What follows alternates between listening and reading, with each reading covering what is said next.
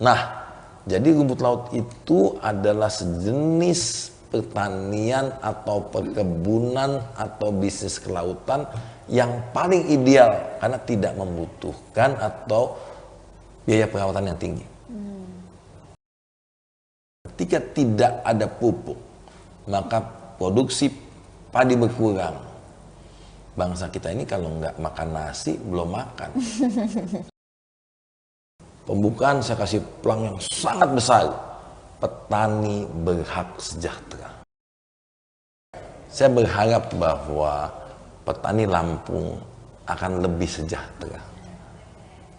Jadi visi saya pertama, bagaimana kita bisa berbakti pada petani yang telah bekerja susah payah memberi kita makan.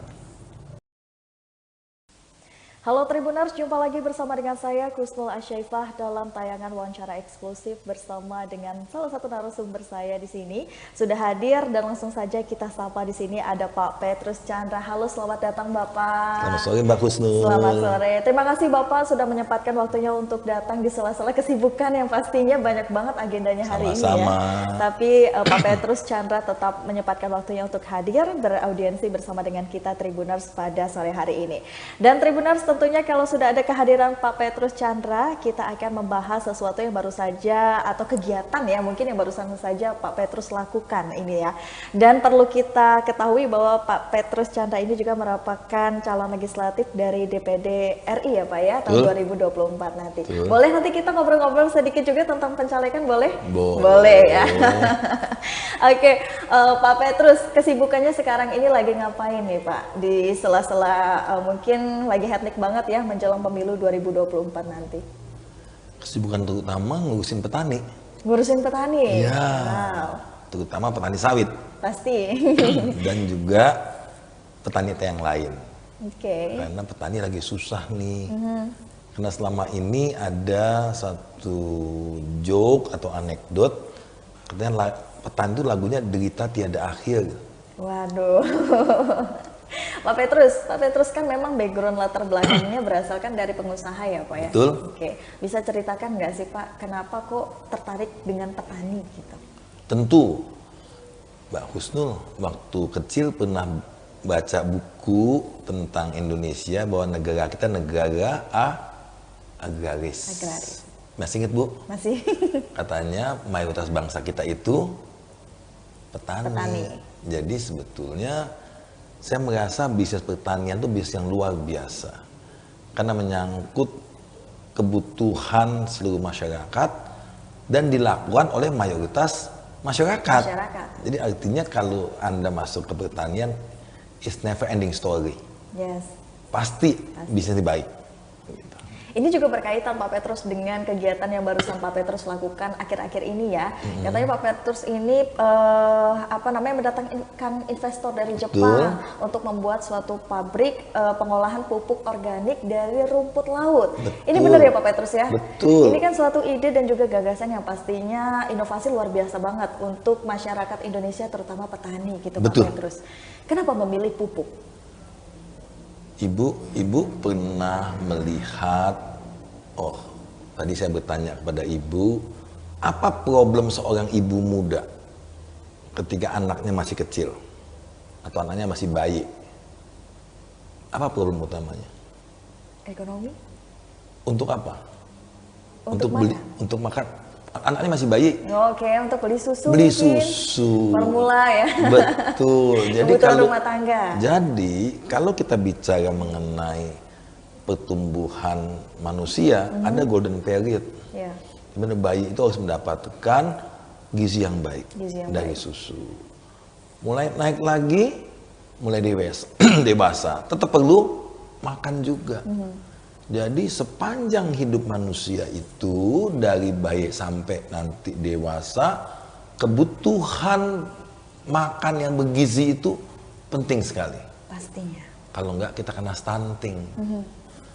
Sama tanaman juga. Tanaman juga dari kecil sampai besar perlu dikasih makan. Jangan sampai kalau misalnya ada kata berperikemanusiaan, Sekarang di tangan petani sawit ada yang tidak berperi kesawitan. Waduh. Apa tuh? Berperi kesawitan ya. Maksudnya apa nggak, Bu? Mungkin maksudnya tidak ngurusin bukan, pohon sawit itu diambil terus buahnya tapi nggak pernah dikasih makan pupuknya. Dikasih pupuk. Oke. Sama juga banyak sekali katanya kita ini dipersuruh kerja tapi tidak dikasih gizi yang baik. Nah, jadi kalau ingin memajukan pertanian, ingin memajukan petani, di mana petani adalah mayoritas bangsa kita, perhatikan pupuk. Oke, makanya Pak Petrus memilih pupuk. Betul. Tapi kalau Pak Petrus sendiri melihat bagaimana sih perkembangan mungkin kondisi pupuk di Indonesia, bahkan di Lampung sendiri gimana sih menurut Pak Petrus? Menurut saya kita udah terjebak oleh pupuk kimia. Oke. Dimana waktu saya kecil itu masih ada beras rojo lele di Cianjur, nggak tahu kan Wisnu? Itu beras yang paling enak dan paling mahal. Rojo lele itu pulen, wangi, dan pupuknya itu pupuk organik. Maaf, dari kotoran manusia. Atau adanya longyam, balong ayam di atas sawah, dikasih kandang ayam supaya kotoran ayamnya jatuh ke bawah. Berasnya enak, pulen, wangi, cuma hasilnya sedikit, maka jadi mahal. Ya. Nah, karena kebutuhan kita atas beras atau padi, maka pemerintah menggenjot 1 hektar harus banyak, maka dipilihlah benih-benih pada padi hibrida dan sebagainya. Ini bagus, tapi harus dikasih makan yang banyak. Yang banyak, oke. Nah, makanannya namanya pupuk. Mbak Kusnul sedikit tahu masalah pupuk? Kayaknya saya kurang paham. Nah, pupuk itu kalau manusia kan perlu karbohidrat, protein, vitamin ya Bu. Padi, kalau tanaman itu perlu N, P, sama K. Pernah dengar pupuk NPK?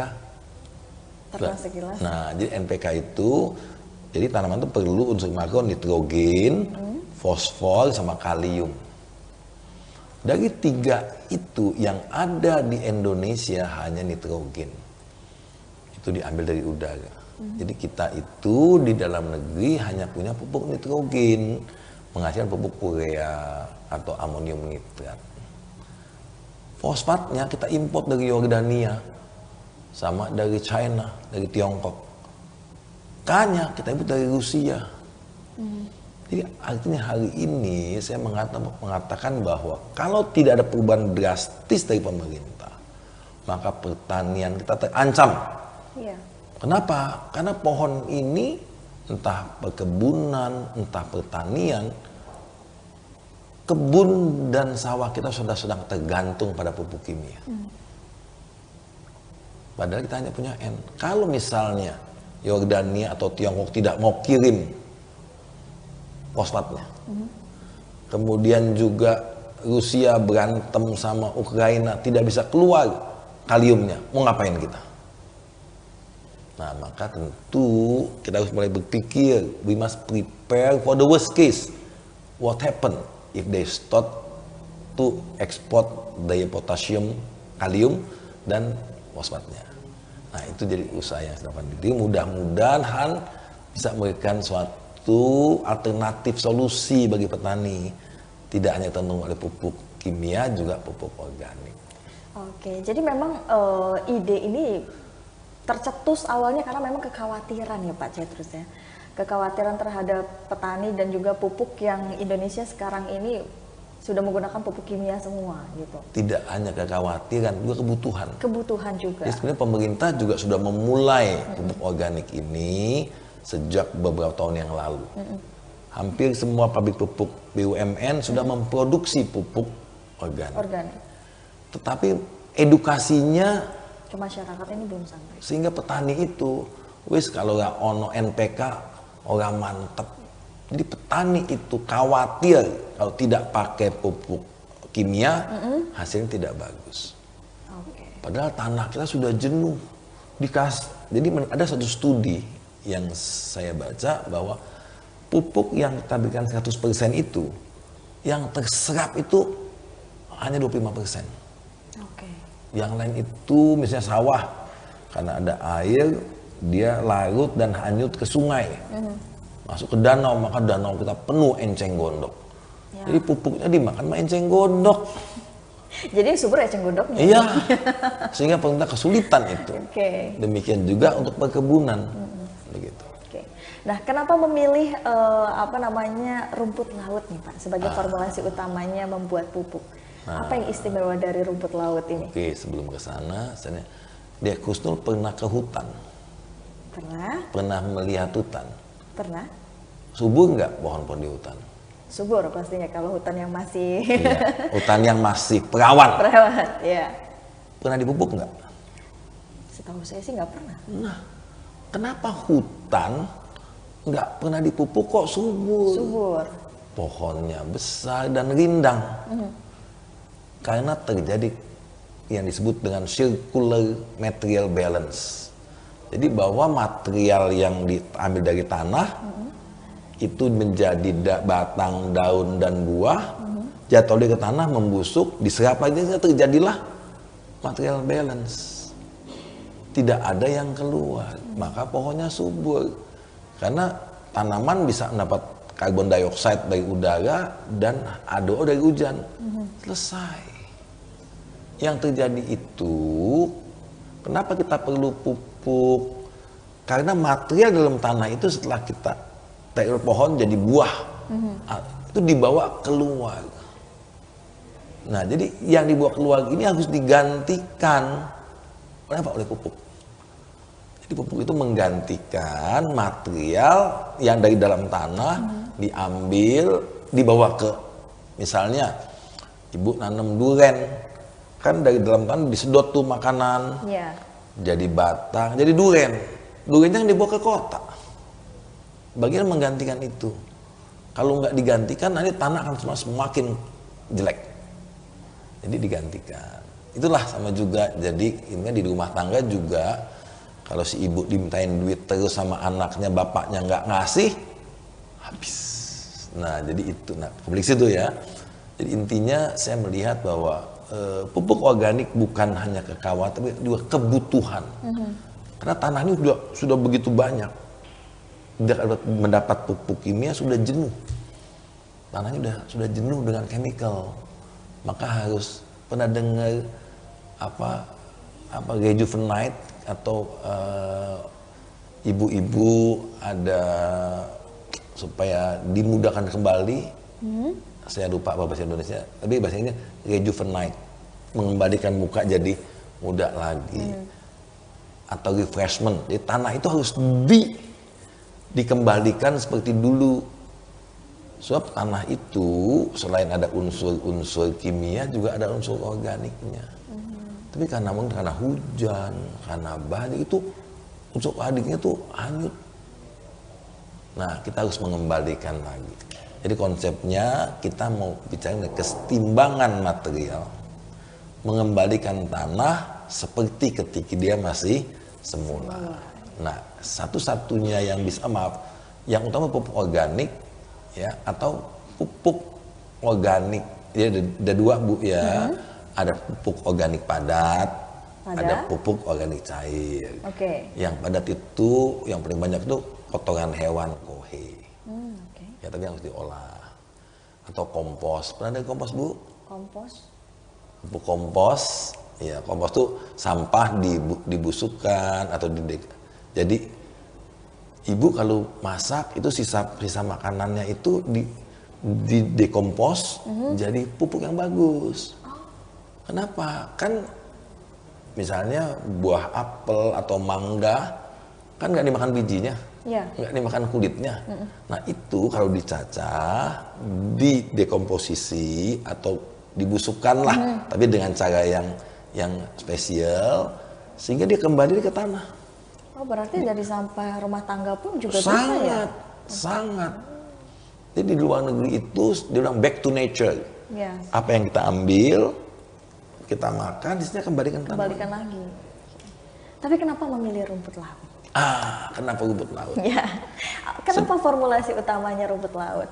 Karena kita negara kepulauan. Oke. We are the biggest archipelago in the world. Jadi sebenarnya tuh yang namanya pupuk itu bisa pakai, orang bilang daun-daun, dikeringkan, dicacah, dibusukkan juga bisa. Semua bahan organik itu kan kita bilang, misalnya ambil daun pisang atau daun nangka, itu dari mana asalnya?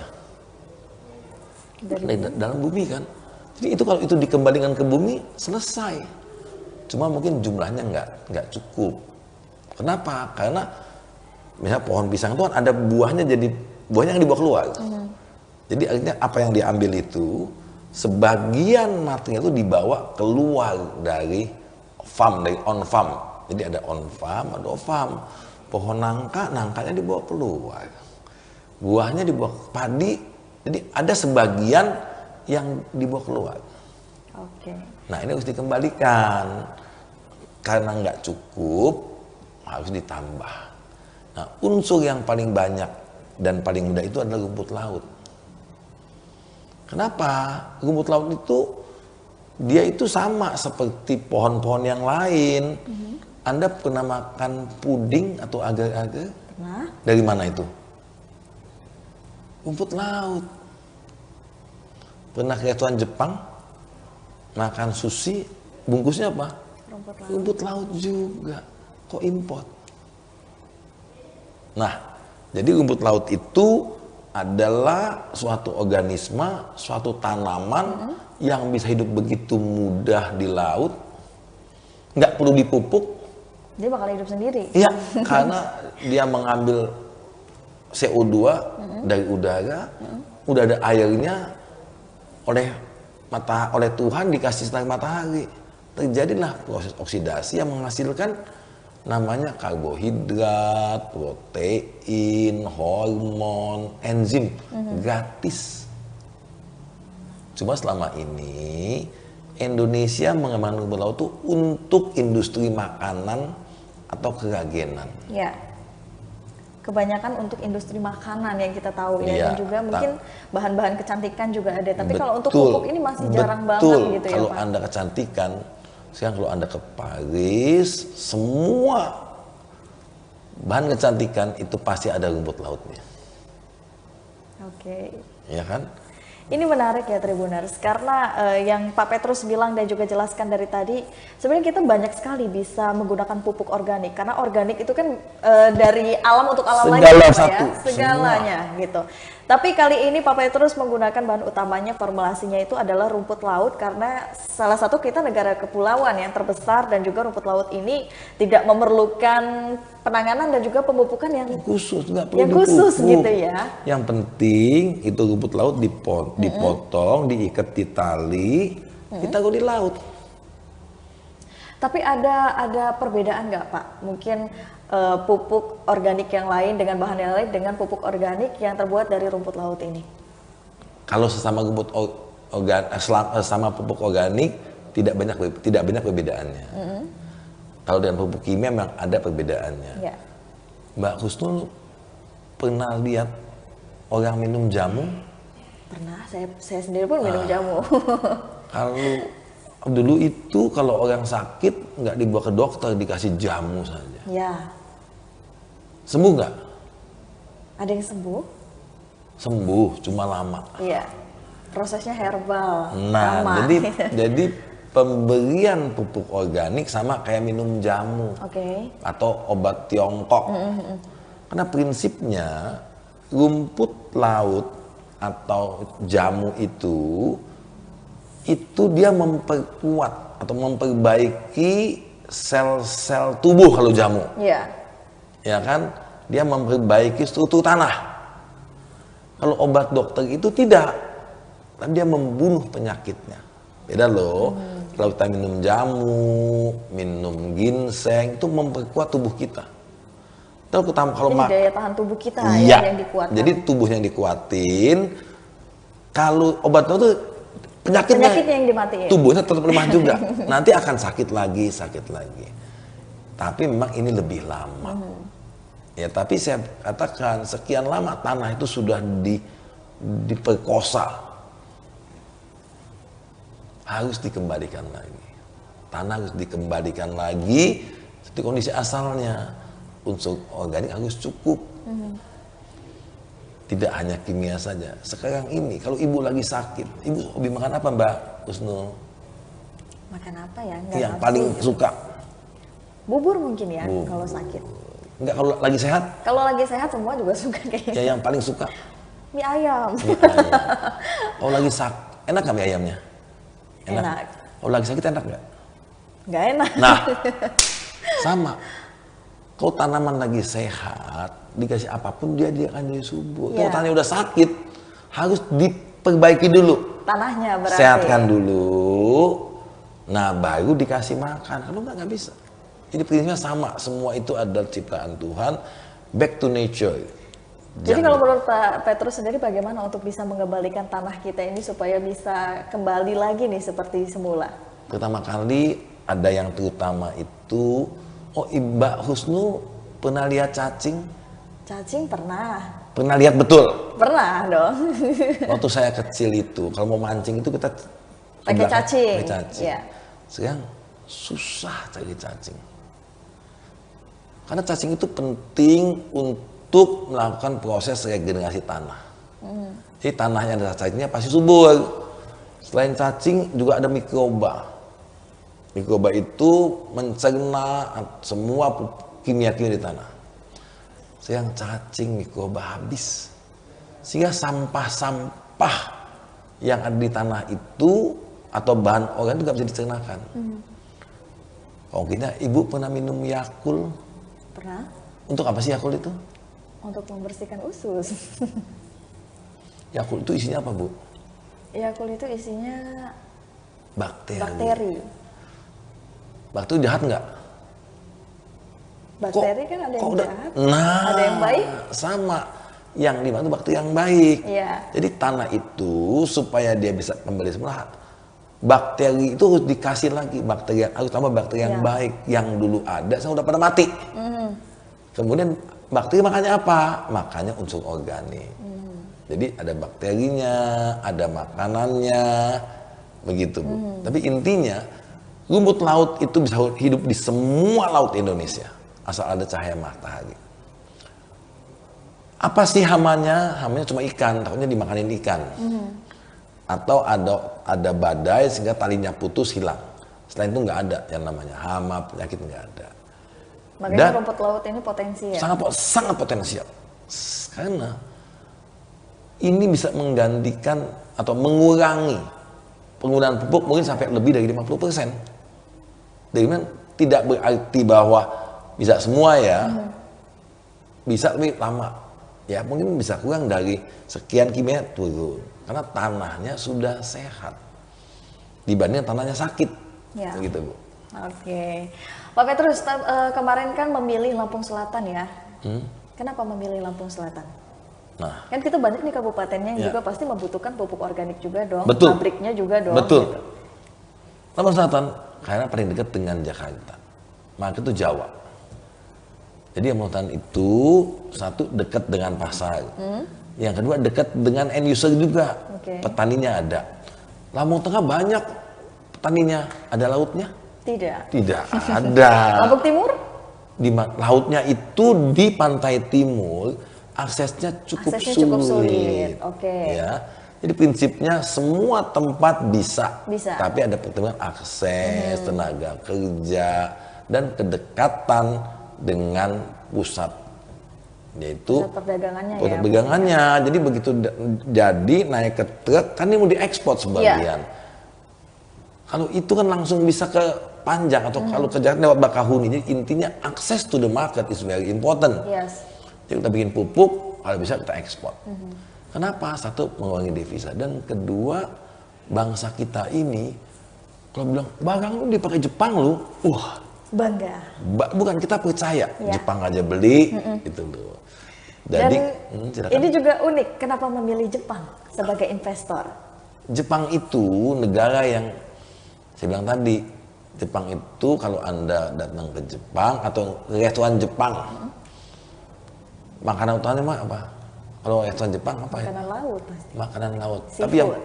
Tapi yang paling unik Sashimi. Sashimi. Suka makan sashimi? Itu tuh daging ikan mentah. Enggak. Ih, tapi pernah lihat lo makan itu? Pernah. Itu, jadi di Jepang memang tapi ada seafood. Sashimi itu membutuhkan ikan yang sangat fresh. Iya. Supnya rumput laut juga. Sushinya rumput laut juga.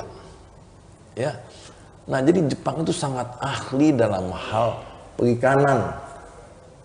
Tidak hanya live catch, ada dua perikanan itu, ada yang menangkap bebas namanya live catch, sama aquaculture. Jadi ikan tuh ada yang dibiarkan, ada yang ditangkap bebas. Ke depan itu orang sudah susah untuk nangkap bebas, harus jauh-jauh ke laut. Maka dunia beralih ke aquaculture, itu perikanan atau usaha di laut. Tapi ikan kan mesti dikasih makan. Pastinya. Rumput laut nggak usah. Nah, jadi rumput laut itu adalah sejenis pertanian atau perkebunan atau bisnis kelautan yang paling ideal karena tidak membutuhkan atau biaya perawatan yang tinggi. Ya. Jadi makanya itu juga memilih Jepang ya sebagai betul. negaranya. Kan harus cari ahlinya. Jepang itu memang dia sudah begitu ahli. Nanti tanggal 6 Desember kita akan buat show di Tokyo. Wow. Rumput laut Indonesia ini udah sampai ke Tokyo loh. Luar biasa. Banyak orang bilang, gini deh. Banyak orang bilang, you cuma janji-janji aja. Enggak, sebenarnya kalau nggak percaya nanti tanggal 6 Desember, coba kita lihat live di Tokyo. Bahwa betul rumput lautnya sudah kita pasarkannya pre-marketing untuk pre-production. Jadi sebelum kita bikin pabrik, kita jualan dulu nih. Kita bikin dengan skala lab. Sebab masa kita kalah sama Thailand, sama Vietnam yang lautnya sebegitu. Yeah. Nah, jadi dengan demikian kita juga bisa yakinkan pemerintah, perguruan tinggi. Kita bilang, Pak, Jepang aja pakai, masa kita nggak pakai? Ini adalah cara yang termudah untuk memberikan kesejahteraan ke petani. Kemarin saya waktu dipresentasi di Unila, saya dapat data dari Ombudsman bahwa subsidi pupuk 10 tahun terakhir ada 330 triliun. Wow. Nggak ada yang tahu kan? Banyak sekali angkanya. Nggak banyak, banyak sekali. Kenapa? Karena petani itu nggak mampu. Sekarang petani mau beli pun nggak ada, susah. Kadang petani itu mahal pun nggak apa, yang penting ada. Untuk itu kita harus bersiap-siap bahwa apabila ada masalah di dunia, terutama di fosfat yaitu Yordania sama Tiongkok, kalium dari Ukraina dan Rusia. Begitu mereka nggak akan kirim, wah lu alam bisawab pertanian kita, lalu kita nggak siap. Artinya kita juga harus mengembalikan lagi kepercayaan masyarakat Indonesia kita dong terhadap pupuk organik ini gitu ya Pak. Bukan mengembalikan, karena belum pernah percaya. Justru jadi, kita harus mengedukate. Mengedukate mereka kembali. Kita harus mengedukate, untuk itu perlu contoh. Ya kenapa di Lampung, jadi saya akan mulai, kita akan dengan Unila, dengan para ahli-ahli, kita akan buat demplot. Misalnya oke, ini padi pakai pupuk kimia. Sama-sama nih, ini padi pakai ini. Ini saatnya kita betul-betul petani itu adalah pengusaha yang paling luar biasa. Pernah dengar petani digaji? Tidak. Enggak. Kok dia mau? Petani itu entrepreneur loh. Yang lain kan profesional, bahasanya pegawai. Petani itu tuan yang berjuang tanpa bantuan. Tetapi dia harus menghadapi para perusahaan besar atau kondisi yang menekan dan mereka nggak pernah protes. Tapi kalau kita tidak perhatikan, ketika tidak ada pupuk, maka produksi padi berkurang. Bangsa kita ini kalau nggak makan nasi belum makan, sudah makan makan super mie, udah makan burger, Kusnul udah makan belum? Belum. Makan nasi. Tadi baru makan hamburger. Gitu. Budaya Pak Petrus, budaya Nah, kita harus ubah. Ya, jadi intinya pertama kali untuk memberikan kestabilan ekonomi dan ketahanan pangan dan ketahanan negara, ujungnya itu adalah bagaimana membuat rakyat kenyang. Kalau rakyat kenyang, tuh pikirannya nggak macam-macam. Kalau rakyat lapar, saya pernah mengatakan, bagaimana pemikiran seorang ayah? Pulang ke rumah, anaknya nangis, kata ibunya, Pak, nggak punya uang untuk beli beras. Dapat pinjaman, belanja berasnya mahal. Ya. Jadi mari kita antisipasi bahwa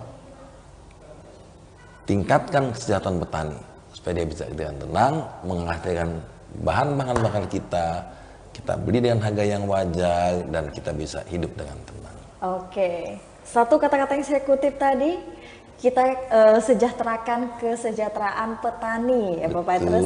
Apakah ini masuk dalam visi misi Anda juga untuk maju sebagai DPD RI? Waktu saya memberikan kuliah umum di Unila, pembukaan saya kasih pelang yang sangat besar. Petani berhak sejahtera. Jadi petani itu sama seperti rakyat yang lain. Dia itu pejuang loh, berusaha nggak minta gaji, kadang-kadang malah bayar sewa lahan. Ya. Setelah dia menjadi petani, kan tadi saya ulangi bahwa kadang-kadang ada lagu namanya derita tiada akhir. Petani itu mau nanam padi, kadang-kadang pupuknya telat. Pupuknya ada mahal, ada pupuk kena hama, lewat hama kekeringan, panen harga turun, susah terus. Ketika harga mulai baik, pemerintah import beras.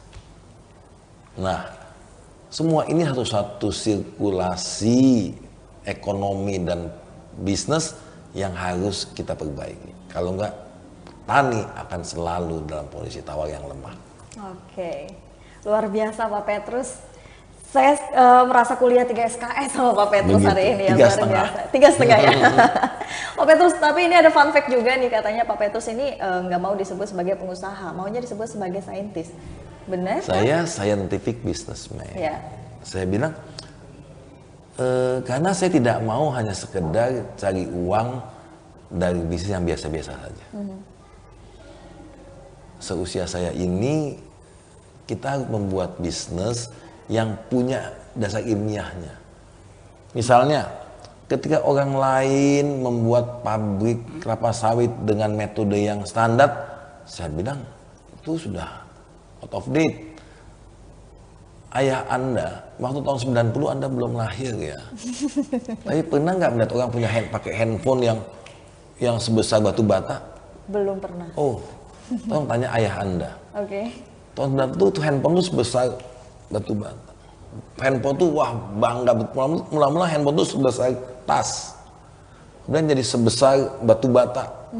Lama-lama kecil sekali. Teknologi itu tidak bisa dihalangi. Contoh misalnya teknologi pengolahan sawit. Itu sudah 101 tahun tidak berubah. Begitu-begitu saja. Dan di Indonesia ini yang punya pabrik itu adalah pengusaha besar. Petani yang punya kebun. Ya. Nah, kita sedang meyakinkan semua pihak, perbankan, pemerintah, bahwa petani sawit saatnya harus punya pabrik. Jangan petani itu hanya pemilik kebun. Pernah tahu kebun sawit? Pernah. Petani sawit itu kalau dia itu panen, dia jualnya kemana? Ke pengepul. Ke pengepul atau ke pabrik. Ke pabrik. Dia bisa nawar nggak? Tergantung dengan kesepakatan. Hampir tidak bisa menawar. Pokoknya kata pabrik sekian, dia beli. Posisi tawar petani sangat rendah. Sebab kenapa? Buah sawit itu kalau tidak dijual dia busuk. Iya. Kalau petani padi yang gabah nggak cocok, dia simpen bakal besok atau lusa. Nah, jadi yang saya lakukan di Lampung, saya bilang as a scientific businessman, kita punya teknologi sehingga bisa bikin pabrik sawit yang lebih kecil dan tidak menggunakan air. Akibatnya pabrik ini bisa dibuat di kebun. Selama ini pabrik itu jauh dari kebun, kasihan petaninya. Begitu. Oke. Nah, Pak Petrus, ini kan pasti ada kaitannya juga ya, karena kan Anda pasti seorang pengusaha, kenapa sih kok jadi pengen terjun gitu ke dunia politik, lebih tepatnya legislatif gitu. Kenapa? Itu merupakan, kemarin saya berkumpul dengan teman-teman. Ya, ini sangat sensitif untuk disampaikan. Saya melihat bahwa tidak ada kesetimbangan antara eksekutif, legislatif, dan yudikatif. Zaman Orde Lama dan Orde Baru disebut itu eksekutif heavy. Presiden sangat kuat. Sehingga DPR itu hanya tukang cap saja, tukang stempel lah dia bilang. Pokoknya pernah dengar lagu Iwan Fals tentang DPR? Lagunya cuma setuju. Kalau Anda dengar gitu. Wakil rakyat. Wakil rakyat. Ya kan, katanya cuma setuju aja. Setelah reformasi itu jadi legislatif setuju. Legislatifnya kuat sekali. Kalau Anda pernah lihat LD rapat dengar pendapatnya antara menteri dengan dewan, itu menteri kadang-kadang dimaki-maki. Begitu gagahnya itu DPR. Sehingga akibatnya, ini mungkin agak sensitif, mohon maaf. Kalau lihat di Google, itu gedung DPR itu sampai berubah namanya. Sarang Tikus. Pernah dengar? Karena melihat hampir semua korupsi besar itu ujungnya di DPR. Padahal itu lembaga yang sangat mulia. Belakangan ini ada lagi yang disebut MK. Apa sih katanya? Mahkamah Konstitusi. Ada berita yang terbaru yang plesetannya Mahkamah Keluarga katanya. Jadi image daripada lembaga tinggi negara itu perlu kita perbaiki. Jadi di sini Pak Petrus ingin memperbaiki atau mencoba. Ya mungkin saya juga nggak bisa apa-apa, tapi at least kalau saya berteriak di jalanan nggak ada yang dengar. Dan kenapa saya memilih DPD? Karena DPD itu tidak berpartai. Saya mewakili kampung saya. Pak Petrus di mana kampungnya Pak Pet? Di Kangkung, di Teluk Betung. Teluk Betung. Karena kebetulan kakek saya lahir di Lampung, bapak saya lahir di Lampung, saya lahir di Lampung juga. Oke. Jadi kalau bukan anak Lampung, siapa lagi? Anda boleh tahu sedikit ngerti bahasa Lampung? Saya orang Lampung kebetulan. Kimakam, siapa lagi? Iya. Kimak Tano, Kapan lagi? lagi? Oke. Terima kasih banyak Pak Petrus sudah mampir ke studio Tribun Lampung tentunya dan sudah membersamai dengan Tribun Lampung dan juga Tribuners yang ada di rumah. Pak Petrus terima kasih banyak. Lain kesempatan kita akan bertemu lagi dengan Pak Petrus tentunya pastinya dengan pembahasan yang berbeda. Yang pastinya kita berharap semua yang diharapkan oleh Pak Petrus dan juga oleh tim bisa terlaksana, bisa terselenggara ya Pak Petrus ya. Ada harapan dan ada apa cita-cita atau visi misi ke depan untuk Pak Petrus sendiri atau untuk petani di Lampung dulu khususnya? Boleh disampaikan? Kita mulai dari untuk petani dulu. Boleh. Saya berharap bahwa petani Lampung akan lebih sejahtera. Jadi visi saya pertama bagaimana kita bisa berbakti pada petani yang telah bekerja susah payah memberi kita makan. Kalau petani bahagia, mayoritas, maka akan amanlah Lampung. Kalau mayoritasnya itu sejahtera, nggak mikir macam-macam. Nah, kalau negaranya aman, maka pengusaha juga bisa berusaha dengan aman. Dengan demikian, itu harapan kami. Visi saya mencoba berbakti untuk kampung kita. Bahasa Lampungnya, ijo jimogam. Oke. Itu Bu. Ijo Jimbogam gitu ya. Iya kan? Kalau harapan Pak Petrus sendiri untuk pencalonan Bapak sendiri? Ya tentu kita berusaha yang terbaik. Ya, bahwa biarlah rakyat memilih siapa yang layak untuk mewakili Lampung di Senayan. Tidak berpartai, tapi betul-betul mewakili Lampung. Oke. Untuk pencalonnya sendiri udah sampai mana nih Pak? Kita sudah melewati semua verifikasi admin, versi faktual. Nah, kita sudah dapat DCS dan tinggal tunggu DCT. Mudah-mudahan lolos di DCT dan kita bisa mulai kampanye lebih intensif. Luar biasa Pak Petrus, terima kasih sekali lagi kami ucapkan perwakilan dari seluruh tim Tribun Lampung, dan tentunya di sini masih bersama dengan saya Pak Petrus Chandra dan saya sendiri di sini Kusnul Asyaifah. Kami berdua pamit undur diri Tribuners. Jangan lupa untuk saksikan video selengkapnya di YouTube Tribun Lampung News Video. Selamat sore dan sampai jumpa.